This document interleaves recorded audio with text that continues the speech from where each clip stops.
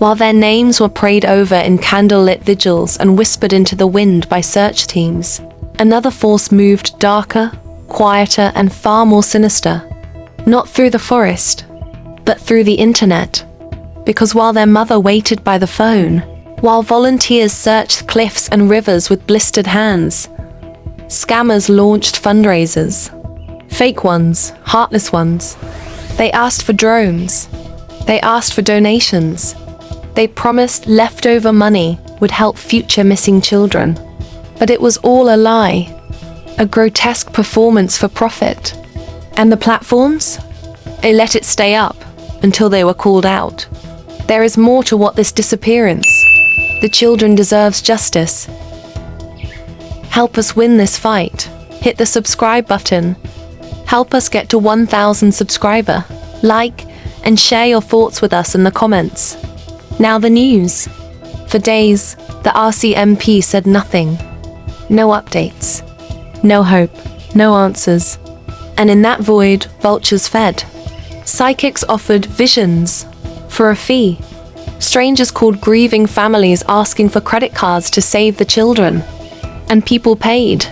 Because when the official silence is deafening, even a whisper from a liar sounds like a lifeline. Imagine you're Lily and Jack's mother, already living the worst nightmare imaginable. And then you find your children's faces on a fundraiser you didn't create. Being used to pull in thousands. That's not just theft. That's emotional extortion. It didn't stop with money. It stole trust. It infected hope with suspicion. Volunteers, after weeks of risking their lives in dangerous terrain, were forced to answer, "Are you even real?" That's what the scammers took. More than dollars. They took credibility. And let's be honest, this isn't a misunderstanding. This is premeditated exploitation. A coordinated con.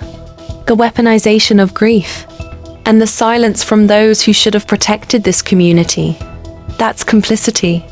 To those who gave money in good faith, you were targeted.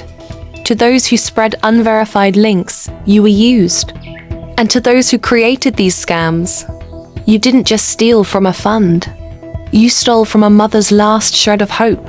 So let me say this as clearly as possible. Stop donating to strangers. Stop believing every link. Stop feeding the wolves who wear the mask of concern. If you're going to help, verify. Only donate through official channels. Only believe what's confirmed by police or the family. Because in a search already consumed by shadows, we don't need more darkness. We need truth. We need accountability.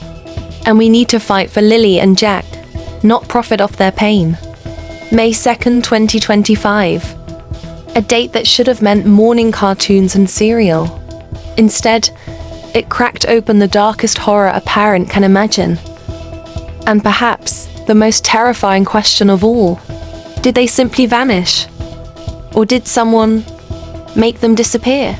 The RCMP says they likely wandered off. But if you've been paying attention, you know, that's not a conclusion. That's a cop-out. Let's be honest.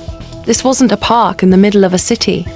This was a wooded, rural trailer, isolated, quiet, where a cough kept Lily home from school, and where a pink blanket later surfaced near someone's property. So ask yourself, who leaves a blanket? Who takes a child and forgets that? Neighbors heard laughter near the swing set just before dawn, but police never confirmed it. Surveillance footage places the children alive the day before. Still, the story feels blurred, almost curated. Is this a grieving family? Or a smokescreen? A mother and stepfather who noticed the kids were missing at 10 a.m. after keeping them home for 2 days? Ask around. Some locals are whispering what the headlines won't print, that the children may have been taken by a family member to a nearby reserve. A claim still unverified, and yet, strangely, never publicly denied. Why the silence? The search was massive.